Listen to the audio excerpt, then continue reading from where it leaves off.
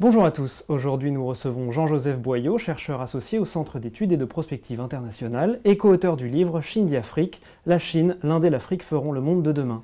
Monsieur Boyau, bonjour. Bonjour. Alors avec un titre comme celui-ci, vous faites un pari, l'émergence en 2030 d'un monde nouveau, où la Chine, l'Inde et l'Afrique joueront les rôles de trois géants. Qu'est-ce qui vous permet de faire un tel pari? J'ai rien inventé puisque c'est déjà une réalité. La Chine est devenue la deuxième économie mondiale et le rythme chinois, même s'il descend à 5-6% de croissance comme on l'attend, atteindra sans problème la parité avec les États-Unis, et ça dans 10 ans. En ce qui concerne l'Inde, le PIB indien est beaucoup moins rapide en croissance que le PIB chinois, mais dans les faits, d'ores et déjà, l'Inde est le troisième PIB mondial en parité de pouvoir d'achat. Et ce que j'ai observé à partir de mes visites en Afrique au début des années 2000, c'est qu'on ressent exactement la même dynamique. Maintenant, la dernière question, c'est pourquoi 2030? C'est le moment où les courbes démographiques de la Chine, de l'Inde et de l'Afrique se rencontrent. La Chine est déjà dans sa phase de retournement. L'Inde est dans une phase où ça se tasse. Et l'Afrique est sur une pente de 2 milliards d'êtres humains. Alors vous comprenez bien que pour un économiste comme moi, qui s'occupe de prospective, c'est une donnée tout d'un coup sur la table. Alors quel rôle peut jouer l'Afrique dans le commerce mondial, dans l'économie mondiale à l'horizon 2030? On sait que la Chine et l'Inde ont chacune leurs forces propres. On pense souvent au Made in China, on pense aussi souvent aux services ou aux logiciels indiens. À quoi peut-on penser quand on pense à l'Afrique et au commerce mondial? Alors d'abord, il faut faire très attention. Mon pronostic, c'est qu'il y a très peu de chances que vous retrouviez en Afrique une croissance à la chinoise.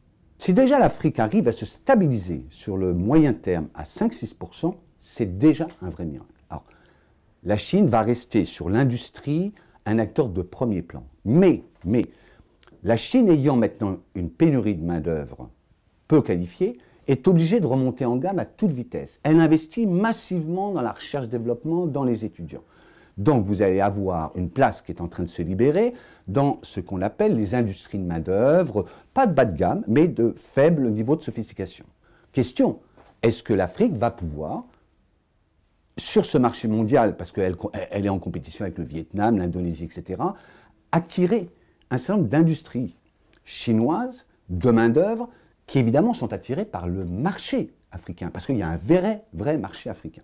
Ma réponse est oui. Dans les services, l'Inde a pris une place considérable. Et aujourd'hui, elle a un quasi-monopole mondial dans les industries de services informatiques. Par contre, ce qu'on observe, c'est que l'Inde a aussi des pénuries de travailleurs, alors cette fois-ci qualifiés. Donc je pense qu'il y aura une relocalisation de l'Inde vers un continent qui offre une main-d'œuvre qualifiée. Mais tout de même, quand on termine le livre, et vous l'avez un peu dit tout à l'heure d'ailleurs, on a l'impression que bien sûr il y a deux géants en formation et tout le monde peut le dire, tout le monde peut le voir, l'Inde et la Chine, et on a des doutes sur le fait que l'Afrique en 2030 soit au rendez-vous.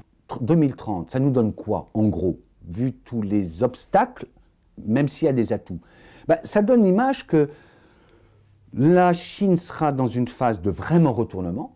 Donc pour moi, 2030, ça sera un moment où, je ne dirais pas que la Chine aura disparu, mais la problématique de l'hyperpuissance, de la superpuissance, sera très loin derrière nous. Vous avez aujourd'hui, dans les grands centres urbains qui tirent la Chine, comme Shanghai, 21, 28, 30%, on va dire, des gens qui ont plus de 60 ans. L'Afrique, elle sera où à ce moment-là? Eh bien, elle sera probablement dans une phase où elle aura trouvé son modèle. Et 2030, c'est probablement le moment où vous aurez là une Afrique complètement nouvelle, avec des institutions bancaires, des systèmes d'entreprise, des infrastructures.